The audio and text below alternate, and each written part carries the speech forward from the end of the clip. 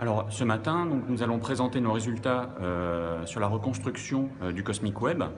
Donc le Cosmic Web, c'est la structure qui indique comment la matière est distribuée dans l'univers. Donc la matière n'est pas distribuée de manière uniforme.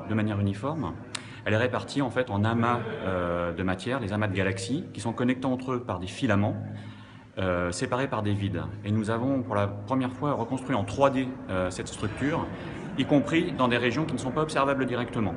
Et donc nous allons présenter ce matin à la communauté scientifique qui travaille dans ce domaine depuis de nombreuses années ces nouveaux résultats que nous avons obtenus. Nous allons aussi présenter un résultat qui est relatif à notre mouvement dans l'univers.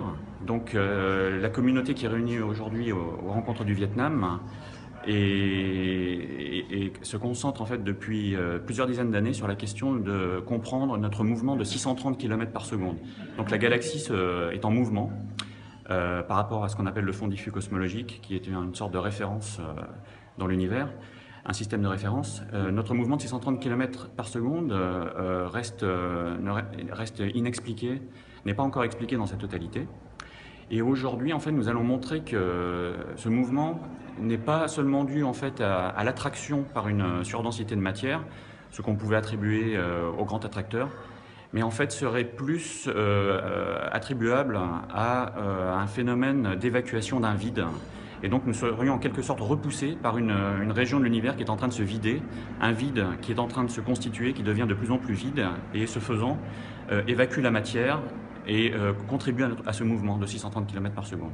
Et donc nous allons présenter ce résultat à la communauté et probablement en discuter.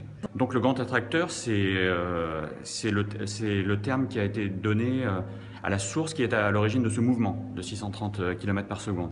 Et donc ce mouvement se voit non seulement par rapport au fond diffus cosmologique, mais il se voit aussi dans la reconstruction des vitesses des galaxies. Donc on voit que les galaxies, nous-mêmes, la Voie lactée, le groupe local avec la galaxie d'Andromède, nous nous dirigeons vers ce point qui est le grand attracteur. Et une des grandes questions était de savoir en quoi consistait ce grand attracteur.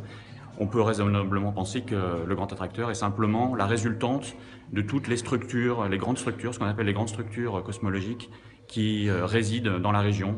Donc, et en particulier, le super amas de galaxies Laniakea, dont nous faisons partie, dont la Voie lactée fait partie, et dont le grand attracteur est en fait le centre, le cœur de cette structure.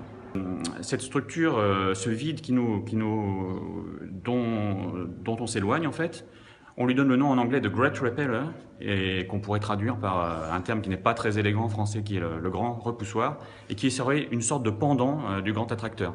Et donc on serait situé dans un contexte d'une structure avec à la fois une attraction et une répulsion, et la répulsion semble dominer par rapport à l'attraction. Et c'est ce qu'on va présenter ce matin.